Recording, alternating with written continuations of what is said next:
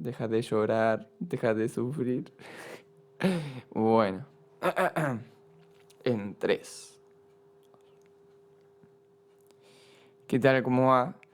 Un gusto, me llamo Fede Rivarola para los que no me conocen. Eh, Soy parte del proyecto de Hecho de los Pibes, en un espacio donde se va a estar compartiendo tanto de herramientas informativas como reflexivas, también respecto a tipos de debates que vamos a estar llevando adelante. Por mi parte, yo estudio licenciatura en Sociología, mi vocación es de acompañante terapéutico y bueno, me gusta informarme con respecto a todo lo que tiene que ver con las áreas de gobierno y los lugares de autoridad, ¿bien? Así que, sin ir más lejos, hoy el tema que vamos a estar tocando, que es el título de la nota, que si lo buscan en Instagram, en mi Instagram está en mi perfil, y si no, en Medium me pueden buscar también, que Medium es el medio justamente por donde estoy haciéndolo, Fede Rivarola. Y el título de la nota se llama El efecto Ofelia Fernández, que como bien aclara la nota, no es nada personal contra esta persona ni con esta persona. Simplemente se trata de poder juntar un montón de representatividad o eh, enmarcar una serie de representaciones en una persona, ¿no? Entonces, esto es lo que más o menos voy a ir destacando. Quiero aclarar en un principio, por ejemplo, que bueno, yo tengo 22 años, entonces quiero sacar estas cuestiones personales, ¿no? No se trata de la edad como para deslegitimarla diciendo que es una chiquita, que ese discurso básico. No se trata de algo socioeconómico, yo no soy una persona de clase alta, eh, de hecho creo que estoy muy lejos de eso. Y hoy en día, personalmente con ella, creo que estamos bastante más lejos, siendo que tiene un sueldo de una diputada nacional que es de 250.000 pesos y entendiendo que ya está ejerciendo hace más de por lo menos 4 meses. Em, Después, desde la parte, lo que es el sexo, el género, tampoco me gustaría enmarcar esto en un discurso machista. No tengo nada en contra de que ella sea una simple mujer o una mujer de por sí. Esto lo podría hacer tranquilamente si encontraría los mismos factores en un hombre, así que tampoco no viene por ese lado. Todas estas salvedades tengo que hacerlas por una cuestión de que el discurso siempre termina siendo lo mismo, ¿no? Entonces, por más que yo hoy pueda traerle datos, pueda traerle verdades, pueda traerle lo que sea, a uno lo quieren deslegitimar y lo quieren sacar de la conversación por el simple hecho de ser X cosa, entonces no, vos sos esto, entonces no podés opinar de esto, ¿no? La libertad de expresión por allá andará. Bueno, vamos al tema principal, ¿no? Porque entendemos que Ofelia Fernández se convirtió en la legisladora más joven de Latinoamérica, ¿bien? Y esto es un hecho histórico realmente, pero tenemos que entenderlo también en el contexto histórico, económico, bien, en el social en el cual nos estamos en este tiempo, ¿no? Entonces, pensémoslo de esta manera, ¿no? Vamos a destacar en un principio las apariciones públicas que ella tuvo, ¿no? Una de las primeras apariciones públicas que se las encuentra a ella es cuando en un contexto de una toma de colegios que se estaba desarrollando en la ciudad de Buenos Aires, bien, habían alrededor de 40 secundarios tomados contra una reforma que querían hacer desde el gobierno de la ciudad de Buenos Aires. Ella sale como una de las voces y la empiezan a entrevistar. ¿Por qué? Porque ella está en el Carlos Pellegrini, bien que es una institución que es emblemática. Cuestión que ella, siendo la presidenta del centro de estudiantes, sale a hablar con los medios y en los medios de comunicación los panelistas no tienen mejor idea que, y esto claramente, ¿no? Desconociendo las pasiones y los intereses de los jóvenes y los adolescentes, dejan de lado esta cuestión y enseguida la atacan con que es chiquita. Le decían chiquita, para chiquita, chiquita, bueno. Entonces, yo digo que lo que no te destruye es lo que te termina haciendo más fuerte. No pudieron destruirla porque realmente ella en ese momento estaba preparada por una cuestión simple, era un discurso simple, y lo que le estaban queriendo decir también era algo bastante simple. Pero bueno, la cuestión es esta, ¿no? Que los medios de comunicación en este momento, esos panelistas, la hicieron levantar una bandera no solamente en contra de la reforma, sino una bandera de lucha generacional, bien, adolescentes y o jóvenes contra la gente mayor, contra la gente adulta. Porque uno cuando es adolescente, joven, a vos que te digan, no, vos no te puedes meter en esto porque vos sos chico y vos no sabés, eso generalmente, además de generar un poco de odio, amargura, tristeza, etcétera, también te puede impulsar a decir, ok, entonces, ¿sabes qué? Yo lo voy a hacer y te voy a demostrar que lo puedo hacer.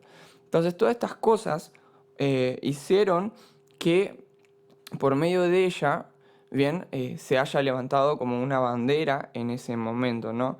Em, Insisto en esta cuestión de que ella particularmente milita en un espacio como es la izquierda popular, entonces tampoco es aleatoria esta toma de este colegio contra la reforma de un gobierno de turno que claramente no tiene nada que ver en las cuestiones ideológicas. Ahora, tal vez sería distinto, y la historia nos demuestra que es distinto cuando en el poder están aquellos que representan sus ideas o aquellos que representan sus intereses, que los gremios, los sindicatos, que las distintas agrupaciones políticas, bien, han hecho silencio contra esas medidas que van en contra del pueblo. Entonces, es una cuestión estratégica, bien, levantar jóvenes y adolescentes dentro de estos espacios.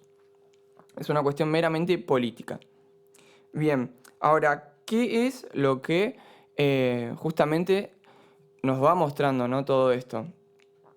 Esa es una persona que tenía una facilidad en el discurso, ¿bien? Y esto es una característica esencial dentro de la parte política de Argentina. Si vamos al caso, la gran mayoría de los dirigentes políticos argentinos, todos saben manejar el discurso, ¿no? Entonces, esto es algo esencial.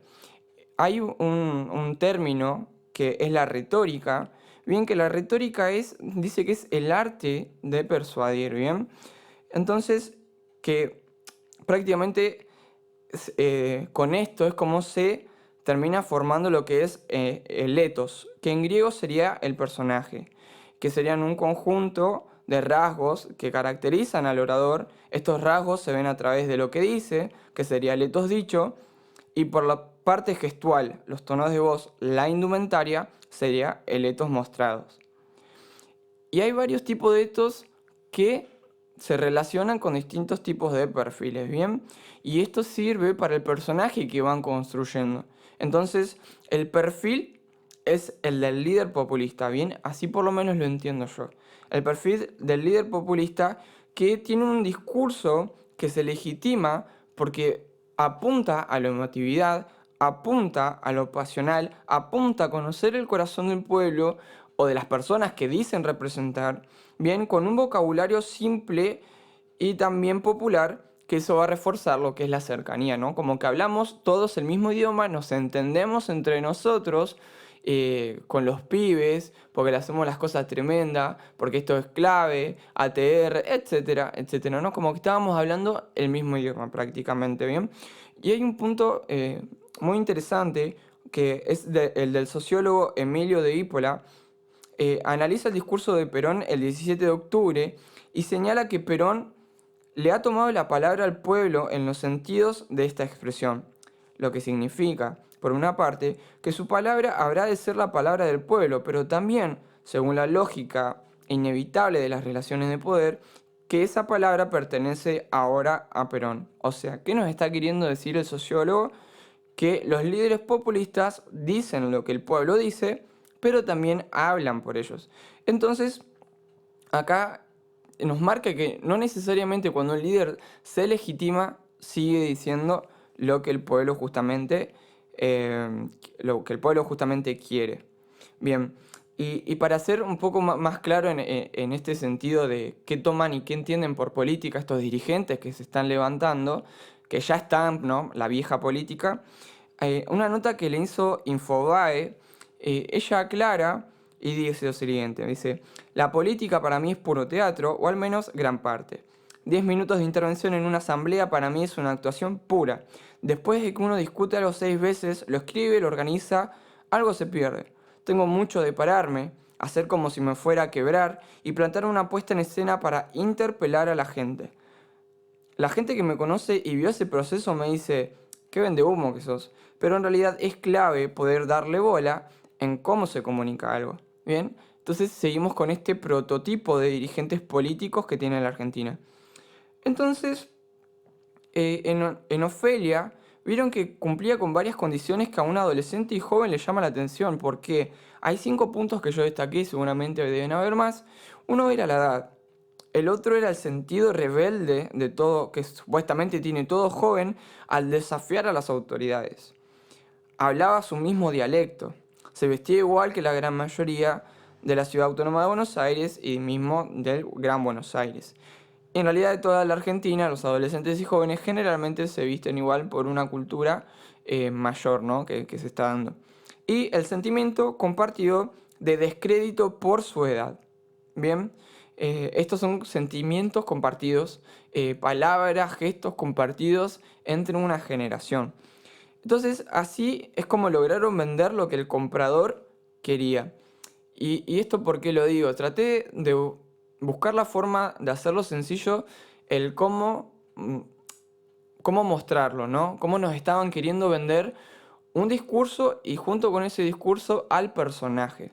Bien, no porque cosifique a las personas, no porque eh, lo vea todo de un sentido economicista, sino simplemente para poder entenderlo, ¿no? Cuando alguien quiere vender algo tiene que primeramente ofrecer lo que el otro quiere, y esto lo hago a un análisis muy simple, ofrecer lo que el otro quiere y después necesariamente tiene que lograr que el otro necesite comprar mi producto. Entonces estaban en la primera etapa, ¿no? Conseguir qué era lo que quería la juventud. Bien, entonces acá ya agarramos y terminamos haciendo este producto, ¿no? El discurso más el personaje. Entonces, para ver la segunda parte de llegar a que todos deseen mi producto, vamos a analizar las intervenciones públicas que tuvo hasta hacerse legisladora. Más adelante la podemos encontrar en el debate por el aborto legal. Bien, ella va a hacer una intervención en la Cámara de Diputados y que esto claramente no es que pasó porque sí de vuelta, no es aleatorio, sino que corresponde a la agenda ideológica que desde lo que ella cree y el espacio que representa es lo que están siguiendo. Bien, entonces hace algo sencillo y básico que cuando vos estás discutiendo entre dos posturas, o más mismo, pero entre dos posturas generalmente, es atacar al punto más extremo de la otra persona, ¿no? Del otro punto de vista. Por eso es que resalta unas palabras y unas frases de Mariana Rodríguez Varela, que algunos la conocen como la señora del bebito y demás tipos de nombres que se le han asignado.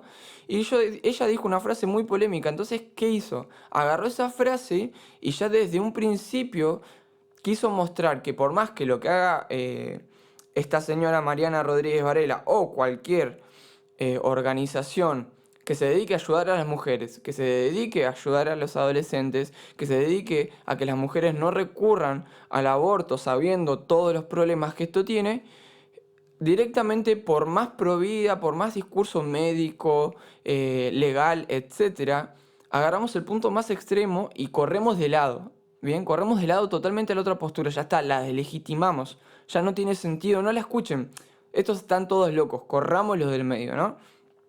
Que es algo que se hace en la política muy generalmente y a la hora de discutir. Bueno, el tema del aborto es un tema que prontamente seguramente vamos a estar discutiendo. El aborto en el sentido de este pensamiento de que no, la gran mayoría de jóvenes están a favor del aborto. Bueno, eso se puede claramente discutir. Bien, entonces con un gran léxico, un discurso apasionante, direccionado a adolescentes y jóvenes, Ofelia cerraba el discurso con la frase del Che Guevara, que en sí es un personaje polémico asociado al movimiento LGBTIQ+, bien, sabiendo lo que representa en sí el Che, que decía: lo único más grande que el amor a la libertad es el odio a quien te la quita. Y este es otro tema también, ¿no? Porque el odio como impulsor ideológico, ¿bien? Esto también es algo que vamos a estar tratando más adelante. Y es increíble porque toma al Che por esta imagen revolucionaria de vuelta, ¿no? Como que, wow, yo soy joven y creo en aquellos que son revolucionarios como el Che, por ejemplo. Eh, de repente sucede que en los medios de comunicación empiezan a aparecer títulos. Bien, y en este caso lo hace Página 12, que Página 12 tiene una gran referencia kirchnerista. Yo de mi parte la leía cuando militaba dentro de espacios peronistas, hoy en día la sigo leyendo con una visión mucho más objetiva y crítica, pero este título decía: Ofelia, una voz para la pibada. Y por su parte, Infobae también hacía lo mismo, siendo que Infobae no tiene tanto acercamiento a lo que es la parte del kirchnerismo, pero sí representa intereses mayores. Bien. Y el título de Infobae decía así: Ofelia Fernández, la voz adolescente que gritó por el aborto en el Congreso. Y esto es un consejo que le puedo dar a cualquiera: cuando veas que un título se repite muchas veces en los diferentes diarios y medios de comunicación en general, empezá a dudar un poco. Empezá a buscar por tu cuenta, empezá a tratar de ver un poquito más allá de lo que te están mostrando. En sí, bien, es como levantan los medios de comunicación a una persona, en este caso a Ofelia, ¿no? Dándole ese lugar. Se podría decir que a nivel de representatividad, que es un concepto clave, se volvió una Margarita Tajes de Instagram, una voz del rap o una Tini Stossel del show. Y sí, claramente con la misma línea ideológica. Y esto es importante destacarlo, que ser una voz no te hace decir lo mismo que todos piensan, y que en tu discurso incluyas la frase "lo hablo en nombre de todos los adolescentes y jóvenes del país", tampoco lo hace. Bien, después de todo esto que se está levantando, claramente se la empieza a tomar a Ofelia, ¿no? Como esta voz. Llega al Congreso y jura. Y enseguida, ¿qué es lo primero que hace?